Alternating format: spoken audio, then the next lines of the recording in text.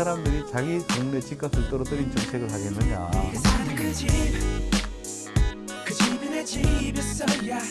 노벨 팔아가지고 반값도 못 하게 팔았습니다. 입주하기 전에 퇴직을 했습니다. 팔았습니다.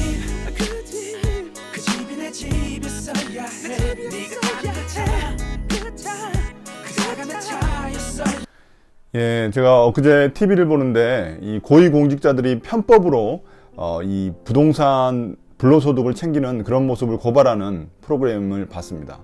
어찌나 그걸 보면서 괘씸하고 또 마음이 속상하던지 참 힘들었습니다. 근데 심지어 그 재산을 챙기기 위해서 이 장관을 그만둔 사람도 있는 걸 보면서 깜짝 놀랐습니다. 이 나라의 지도자의 모습들이 이러니까 아마도 부동산 불패는 계속될 것 같은 그런 마음도 듭니다. 그런데 어느 순간 깨달았습니다. 저 사람들은 저런 식으로 살아가는구나. 저렇게 살아가는 것이 마치 지혜로운 양 그렇게 살아가는구나. 이렇게 생각이 들었습니다. 그러나 우리가 봐야 될 오늘 시편을 보십시오. 누가 진짜 지혜로운 사람일까요? 오늘 시편 25편입니다. 이 시편을 전문가들은 이 개인 애가시로 보기도 하고 또는 신뢰시 아니면 지혜시로 보기도 합니다. 나중에 이 어떤 특징들이 있는지는 나중에 제가 설명하겠습니다. 이런 요소들을 몇 가지씩 이 시편 25편이 가지고 있는데요. 어떤 형식으로 볼지는 여러분들이 오늘 본문을 우리가 함께 파악하면서 판단해 보시기 바랍니다.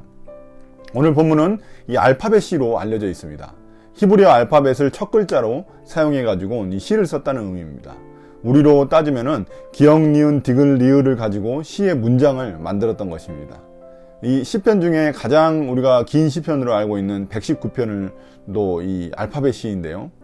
시편에는 이 몇 개의 알파벳 시들이 있는데 모두 대부분 이 말씀의 중요성을 강조하고 있습니다. 오늘 본문에서도 그 부분이 드러나는 것을 우리가 뒤에 이제 볼 수 있습니다.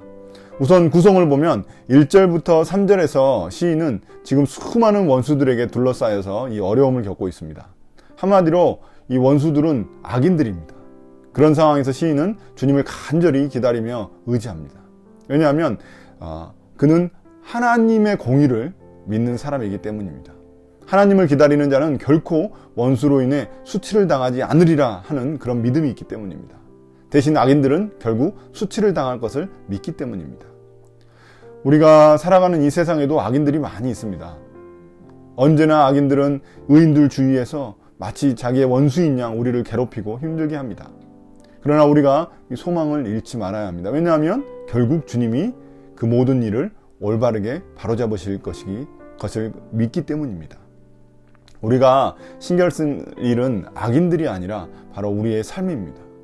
악인들에 대한 복수는 나의 것이 아니라 하나님의 것이기 때문입니다. 이제 나는 이 악인들로 인해 나의 소망과 인내가 꺾이지 않는 게 더 중요합니다. 그러기 위해서는 하나님의 말씀을 더욱 우리가 붙들고 있어야 하는 것입니다. 그래서 4절부터 5절에서 시인 다윗은 이 하나님께 구원의 길을 간구합니다. 내가 마땅히 가야 할 그 길을 하나님이 계속해서 인도해 주시기를 간구하는 것입니다. 악인들의 삶의 방식이 있죠. 그러나 하나님이 원하시는 삶의 방식대로 살아가기를 시인은 다짐하고 있습니다. 세상에서 악인들이 자기 방식대로 잘되고 성공하고 형통할지라도 나는 주의 길을 가련다, 이런 의미입니다. 6절부터 7절을 보면 시인은 젊은 시절 악인들처럼 죄를 지으며 하나님께 반역을 저질렀습니다. 그는 주의 긍휼하심과 한결같은 사랑으로 인해 그 악인의 길에서 돌이킬 수 있었습니다. 시인은 그 하나님의 긍휼하심과 한결같은 사랑이 지금 이 순간에도 너무나 간절합니다. 그 간절함을 우리가 볼 수 있는 게 이 시인은 계속해서 기억해달라는 말을 3번이나 이야기하고 있습니다. 뭘 기억해달라는 건가요? 그 하나님이 나를 기억해달라는 것이죠. 우리가 살아가기 너무나 벅찰 때 기억해야 할 그 하나님의 성품이 바로 이 긍휼하심과 한결같은 사랑입니다. 왜냐하면 이 긍휼이란 단어는 어미가 자식을 사랑한다는 그런 어미가 자식을 사랑하는 그 마음을 그런 의미를 담고 있기 때문입니다. 어미가 자식을 품듯 하나님의 긍휼은 우리를 보호해 주실 것이기 때문입니다. 그의 인자하심은 헤세드로 이 히브리어로 헤세드라고 부르는데 이 한결같은 사랑을 의미합니다. 우리를 태초부터 놓지 않으시고 구원하시고자 하는 하나님의 놀라운 그런 사랑입니다. 우리가 그래서 넘어져도 다시 붙들어 주시는 그런 변치 않는 사랑입니다. 그럼 누가 그 주의 길을 계속 갈 수 있을까요? 8절부터 11절에서 시인은 스스로 죄인임을 시인하는 자, 그리고 겸손한 마음과 또 겸비한 마음이 있는 자, 이런 사람이 주의 언약과 계명을 지키며 나아간다고 말하고 있습니다. 그렇게 시인은 11절에서 자신의 죄악에 대해서 날마다 용서를 구하며 나아가는 것입니다. 이 모습이 하나님의 방식대로 살아가기 위한 그런 주의 길이기 때문입니다. 우리가 말씀으로 날마다 자신을 비춰보지 않으면 나의 실체를 정말 알 수가 없습니다. 한순간도 하나님의 말씀이 아니면 우리는 교만해지고 또 죄악에 빠지기 때문입니다. 우리의 의지는 나약하기 짝이 없어서 내 방식, 세상 방식이 막 튀어나오는 것이죠. 날마다 회개하며 하나님 앞에 진실한 모습으로 나아가는 것만이 우리가 주의 길로 갈 수 있는 유일한 방법입니다. 시인은 이제 12절에서 질문을 던집니다.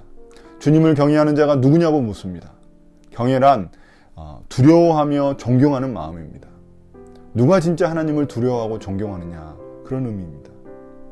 시편 24편에서 여호와의 산에 오를 자가 누구냐고 물었던 것과 이 동일한 맥락입니다.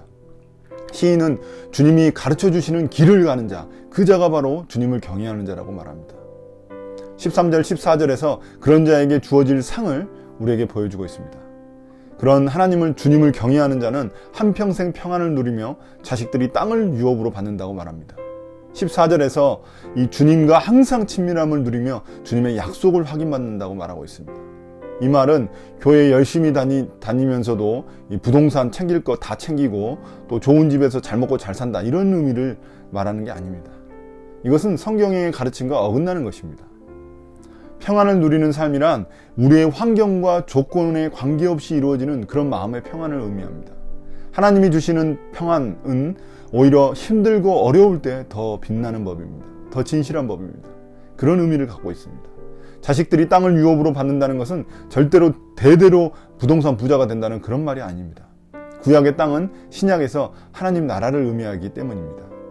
자식들이 세상 가운데서 자기의 본분으로 하나님 나라를 세워가면서 살아가는 그런 소소한 삶을 의미하는 것입니다. 그러면서 하나님의 말씀대로 살아가며 하나님의 말씀의 신실함을 경험하는 그런 삶을 의미하는 삶입니다. 무엇보다도 중요한 것은 우리가 먼저 하나님을 경외하는 삶이 되어야 된다는 것입니다. 이 모든 것은 주님을 두려워하고 진심으로 따르는 자에게 모든 상이 주어지기 때문입니다. 시인은 마치 하나님을 향한 마음을 마구 쏟아내다가 이제 다시금 현실로 돌아가 간구를 하고 있습니다. 15절에 보면 시인은 다시금 원수의 위협에서 주님이 지켜주시기를 위해 기도합니다. 원수들이 올무, 덫을 놓아 자신이 넘어지기만을 기다리고 있기 때문입니다. 시인은 그러한 두려움 때문에 외롭고 괴롭습니다. 시인은 이 고통과 아픔에서 구원해달라고 기도합니다. 19절에 보면 시인은 자신들의 원수들이 수도 너무나 많고 또 자신을 증오하고 미워한다고 말하고 있습니다. 20절에 생명의 위협을 느끼며 수치를 당할 그런 위험이 계속 도사리고 있습니다. 이런 상황에서 시인은 다시금 하나님만이 나의 피난처임을 고백하고 있습니다. 주님이 나를 지켜주셔서 언제나 주님 말씀 따라 올바르게 살아갈 수 있도록 해달라고 간구합니다. 시인은 간절히 주의 궁휼하심과 한결같은 사랑을 기다립니다. 21절 마지막에 주님만을 기다린다는 고백은 1절의 고백과도 동일합니다. 시인은 현실은 아직 아무런 변화가 없습니다. 그렇지만 인내하며 하나님의 도우심을 기다리고 있습니다. 그는 이런 기도와 그런 자기의 고백 속에 힘을 얻습니다. 22절은 이러한 기도가 개인적 차원뿐만이 아니라 이 공동체적 차원에서도 강구할 수 있다는 것을 우리에게 보여줍니다. 여러분 어떻습니까? 이게 개인 애가신가요? 아니면 신뢰신가요? 아니면 지혜신가요? 제가 보기엔 다 맞는 말 같습니다. 다 들어가 있습니다. 그러나 제 생각에는 앞에 시와의 어떤 24편과의 연관성을 생각했을 때 지혜시가 더 잘 맞는 것 같습니다. 이 악한 세상 속에서 어떻게 살아가야 할지를 말해주는 시인의 그런 자기 고백, 독백과 같습니다. 시인은 악인들이 득세하고 자신을 압박하는 현실이 너무나 두렵습니다. 그렇지만 그렇다고 그들의 길을 따라갈 수는 없습니다. 왜냐하면 시인에게는 하나님이 계시기 때문입니다. 하나님의 길, 주의 길, 올바른 길, 가야 될 길을 알기 때문입니다. 이런 세상 속에서 하나님의 긍휼과 한결같은 사랑이 자신을 붙들어 주기를 간구합니다. 언제까지나 주님을 의지하며 살아가겠다는 그 시인의 간절한 고백이 드러납니다. 주님의 방식대로 그런 말씀이 가르치는 그런 라이프 스타일로 살아가겠다는 그런 시인의 고백, 우리의 고백이 되기를 바랍니다. 오늘도 악인의 형통을 부러워하지 말고 우리가 가야 될 길을 가는 우리가 되기를 예수님의 이름으로 축복합니다. 오늘 묵상을 마치겠습니다. 감사합니다.